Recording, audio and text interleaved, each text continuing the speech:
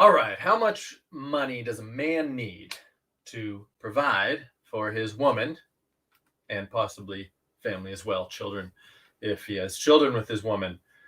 Man, this topic is bringing up some fire, some triggers from men. Understandably, I get it. So let's give some context. Let's give some clarity around the subject because so my position, all right, my triggering position is that men should be able to be the sole provider. Because if men are not the sole provider, then they are going to end up masculinizing their woman because it is stressful for a woman physiologically to be in a position to have to provide for herself or co-provide for a family. Now, that doesn't mean that a woman can't be working if she really enjoys working. Whoops, where did my thing go? It doesn't mean she can't do it if she enjoys it, but she doesn't have any of the stress to provide. It's not about the money. She's doing it because it's fun. Okay. Every man, unless he's got serious intellectual deficiencies in some kind of way or physical, I suppose. And if so, understandable. No judgment for me on that. But other than that, every man should be capable of being the sole provider, and he should be focused. He should have that ambition, that fire of, I want to be able to be the sole provider. I want to relieve my woman or my future woman from that burden. And it's not just about, like, here's the thing. When a man's masculine instincts are fully online, he's going to feel so good about being the sole provider. I love that role with my wife. Like, it's not a burden, it's a joy. I love to do it. I love to be in that position. I love that responsibility. Like, a masculine man thrives on responsibility to take care of the people that he loves. All right, and that's hopefully is going to include his woman. Now, that's of course assuming that a woman is grateful and not entitled and all of that stuff, but we're not going to get into that here.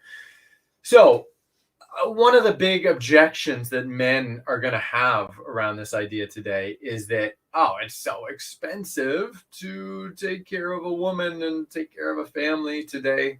Yeah, I get it. I mean, the economy's shit, and it's probably going to get a lot shittier before it gets better. It's not like the 1950s or 60s anymore, where a man could very easily work a blue-collar job and have his own house and take care of his family quite reasonably. All right? So things are a bit different today. So we got to think a little bit differently, don't we? First of all, so point number one, this is about earning potential. Men, if you want to be a devotional man today, if you want to be in that role, you need to think a little bit outside of the box. Okay. A lot of jobs are shitty jobs. Okay. And I get that and I understand that. I've spent a lot of time working in those jobs and they're terrible and all of that stuff. You got to think a bit outside the box because, first of all, not only is the economy in a bad situation today, but imagine how it's going to be in a few years when AI and robots take over like a massive amount of the jobs that are currently here today.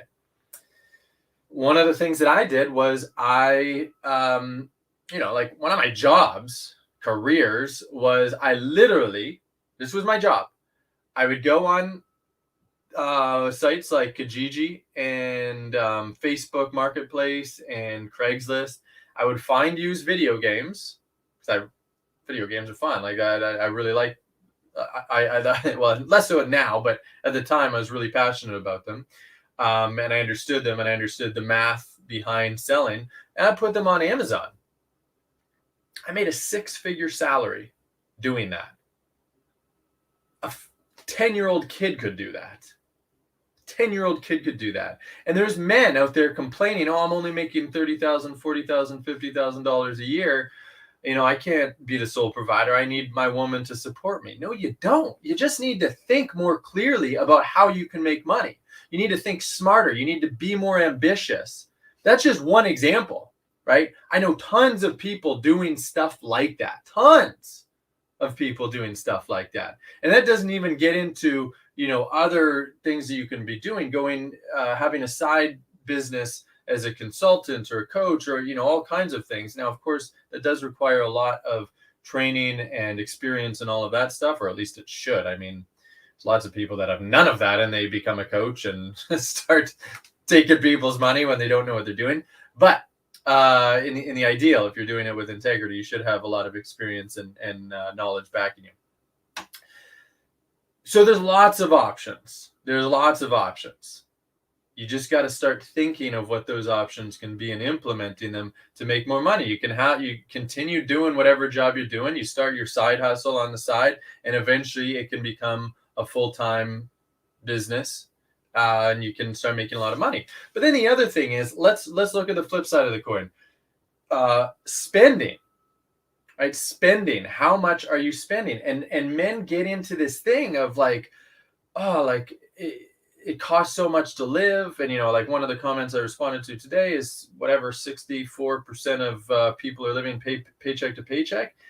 Yeah, because they're not very smart with their money, because they're totally financially ignorant. That's why, right? It's not because they have to live paycheck to paycheck. Some people do, right?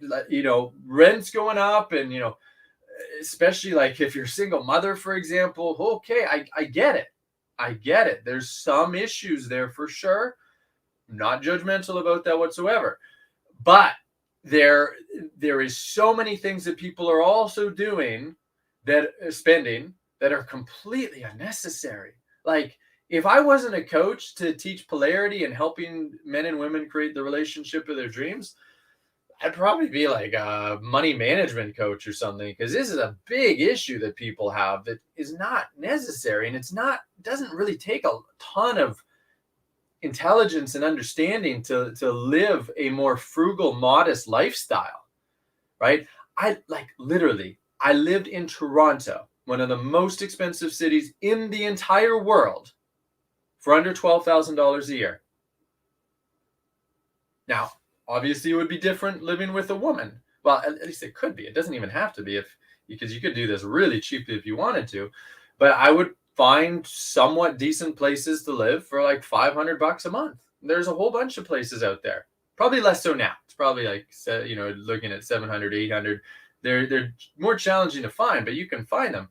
What would I do for food? Well, I would just not eat really expensive food. You can eat relatively healthy on a relatively low budget diet, rice, beans, some lower cost meats, etc. Right? And I'm not saying you have to be eat things that just taste horrible all the time to be able to live. But I'm just saying, some people spend like hundreds of bucks a week on groceries. That's insane. If you've got the money, go for it. I mean, like the most organic, clean, best cuts of meat, whatever possible. Okay, do it. But you don't have to. And when it really comes down to it, there's smart health choices that you can make that are really cheap and budget friendly.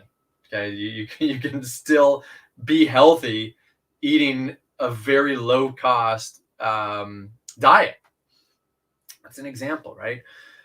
And then all the other stupid things that people spend money on that they don't have to. Do you have a Netflix subscription? Do you have other subscriptions? Do you eat out? Do you do takeout? Do you do Uber? And instead of walking, like, there's so many things that you can do to eat more cheap, or that you can where you can live more cheaply. And then the thing that men get into is, but I need to like pay for my woman's lifestyle. Okay. Yeah, ideally. Okay. Right now, I throw a whole bunch of money at my wife for her allowance each month. And it's ridiculous, the things that women can blow money on, that to me as a man, it's like, that's a total waste of money. I don't care. I make enough money that, you go have fun spending your money, and I'm not even going to think about how it's totally unnecessary. But I have the money to spend. I make a very reasonable income. If I didn't, If I didn't, let's say I made $50,000 a year or less than $50,000 a year, I'm going to be setting very strict boundaries on what my wife can spend. If I was dating, I would be very frugal in where I am dating, where I am taking a woman out to date. And like, we're talking like reality versus ideal. Like, obviously the ideal is, you got lots of money and you're throwing money at a woman and she's all happy and, oh my god, I got all this. But here's the thing, most women don't care that much about how, like, all these gifts and expensive dates and stuff. Some do, but if you are making a 50K income, maybe don't date or be with those women because most women don't care that much. I know very, very few women that do care a reasonable amount. And even the ones that do care, let's say a reasonable amount, you're dealing with what you're dealing with right now in our economy, in your limiting beliefs, and if you're a man, you're working on yourself and all that stuff. You do what you can. If you need to set boundaries, you need to set some damn boundaries. And guess what? A man who's dominant, it's kind of a situation that doesn't exist, because a man who's truly dominant is probably going to be making reasonable money. He's probably going to be making over $50,000 a year because he's got the testosterone, he's got the ambition, he's got this self-worth, he's got the competence. But let's just say hypothetically, you're making 50,000, 40,000, 35,000 a year. If you are really dominant, you are devotional, a woman's not going to really care that much if you have really strict boundaries on spending it stuff. Right? Maybe, I don't know what you're going to be doing, like living in some cheap place in the city. You could have like a tiny house more on the outskirts or whatever. However you want. I mean, tiny houses out in the middle of nowhere are a fantastic idea right now if you can do any kind of job remotely. But you're a man who's got these great boundaries, who's got this great penetrative energy, who's got these great leadership skills, who is great in bed, who is able to lead a woman into her feminine. You're a man who can make a woman feel safe to let go and to open up. You are fully respectable. You're fully honorable. Regardless of what your income is, you're now in like the tiny minority of men. You're going to be turning a woman on and she's not going to care that much about the money.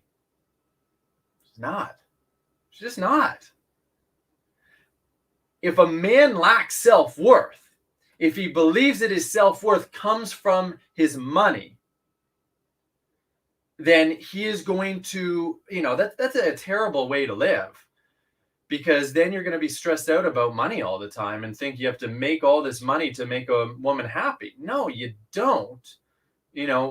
Work on being the sole provider, or at least, where your woman doesn't need to work. She can do whatever she likes as a passion or for fun or whatever. Get to that point and be dominant. And that's good. That's more than good enough. Okay. Like, if a man really believes that he needs all of this money to make a woman happy, he doesn't understand women. Men listening, you don't understand women if you believe that. Like, I could tell you the most ridiculous stories about what a cheap piece of shit I have been most of my life with women. A lot of great women too, who, it's not the it's not the ideal, but they went along with everything and they were attracted to me and wanted to be with me. And even though I had like no ability or even willingness to provide, and that was before I could really say that my masculine instinct and my devotion and everything was online. There's so much that you can I wish I could just put what's in my head into your head to understand this, because you're going to have a really big struggle both providing for a woman and just succeeding with women if you have this limiting belief about money. I mean, there's a lot of these limiting beliefs around money that are sabotaging. Women don't need that much to be happy. If I, if like the worst came to worst and like I don't know, I lost my business and blah blah blah, and I had to move into a trailer for a while, and we wouldn't be able to spend anything extra, guess what? We'd still be pretty happy. Would it be the ideal? No. Would my wife be super happy about it? No. But we're still going to be pretty happy because it's not about the money, it's about the polarity. And it's about, like, when I talk about money stuff with men need to understand it's not even so much about the money, it's about the willingness. It's about the responsibility. You cannot be in a polarized relationship, a truly polarized relationship, with a 50-50 mindset or a 60-40 mindset or an 80-20 mindset. You must have a 100% mindset as a man where it's like, my responsibility is providing for my woman. That is my job. A woman will feel that. Even if you don't have a ton of money. Okay, even if your ability to provide is not the best as it could be, she will feel that desire in you. She will feel that energy in you.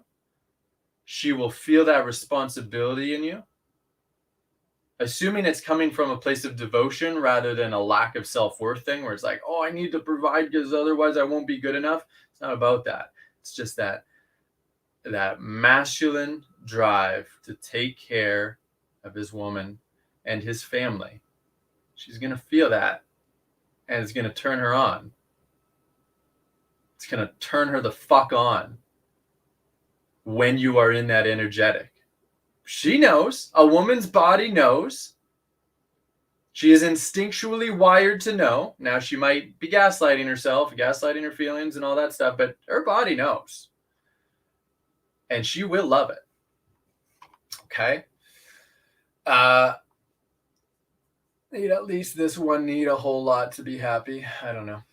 Let's see if there's any questions here. Yeah, I'm reading the comments now. I'm going back up here.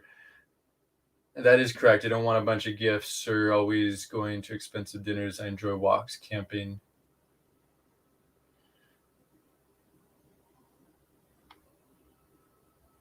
Men are taught to not feel good about taking care of his wife. Yeah, like, I was never taught this. Like, it's crazy to me that it took me, I'm 38 now. It took me till I was 35. No, 34? 34, 35.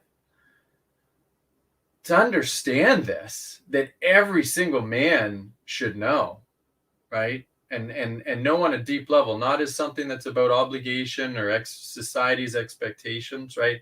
Because you can't submit to society's expectations, men, because then you're not in your power. You can't provide for a woman because society told you to. You can't provide for a woman because Zach Rody told you to.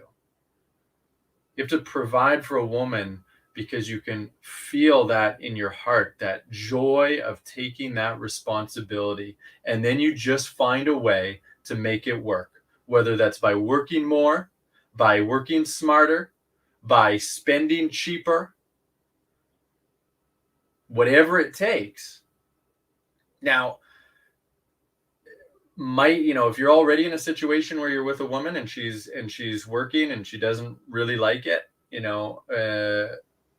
are there situations where, it makes sense for her to continue working? Yes.